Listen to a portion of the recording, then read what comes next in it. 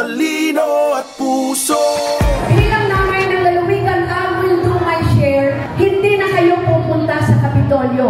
Ang Kapitolyo ang pupunta sa inyo. May talino at puso.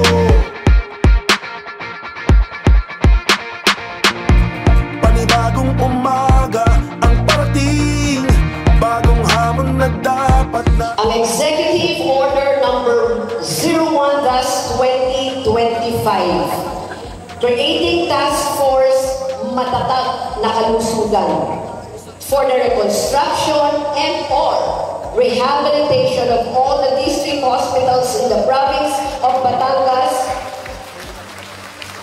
including the provision for additional manpower and other logistical supports and for other purposes. Pangalawa, an Executive Order number 02-2025,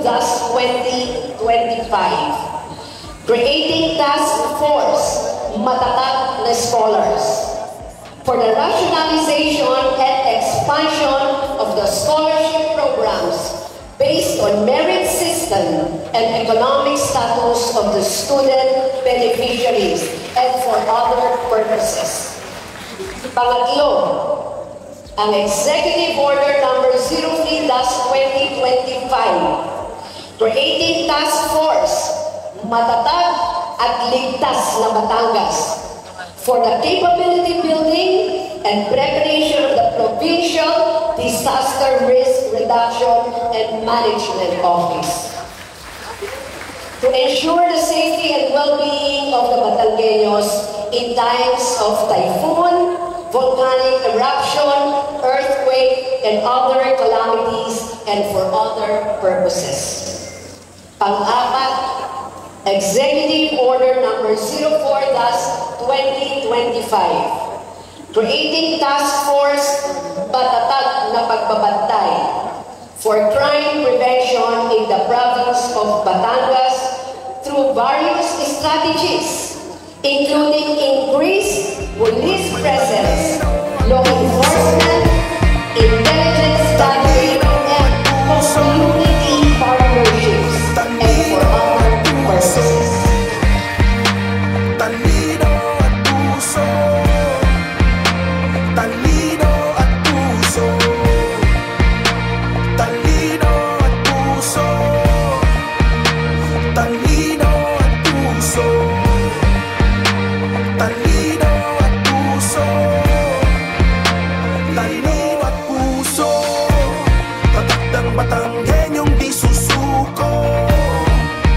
Kasabay natin sa pagsulong, basta sama-sama, tagumpay ang tadhana, pag may talino at puso.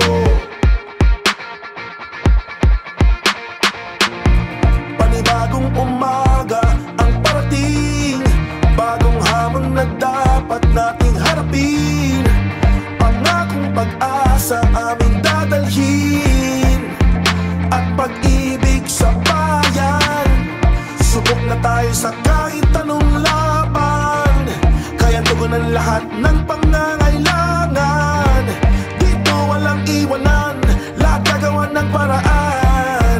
Batanggenyo, ipakita mo, tayo ang liwanag sa gitna ng dilim.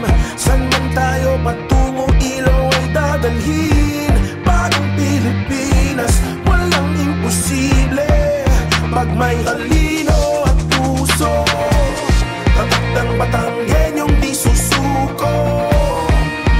Kasabay natin sa pagsulong, basta sama-sama, tagumpay ang tadhana, pag may talino at puso. Habang ako ang nanay ng lalawigan ng Batangas, sisiguraduhin ko po na ang para sa tao at para sa inyo dapat mapunta at maibalik sa inyo, mga Batanggenyo. Aasahan, walang iwanan, sama-sama sa pagbabago umarangkada. Kapit-isip bawat isa, tagumpay ipalaganap. Serbisyong sapat, tapat, aangat para sa lahat. Lakas ng Batanggenyo. God bless us all. At tulad po ng dati, bawal po ang sumimangot. You know why? Smile lang po tayo because life is beautiful.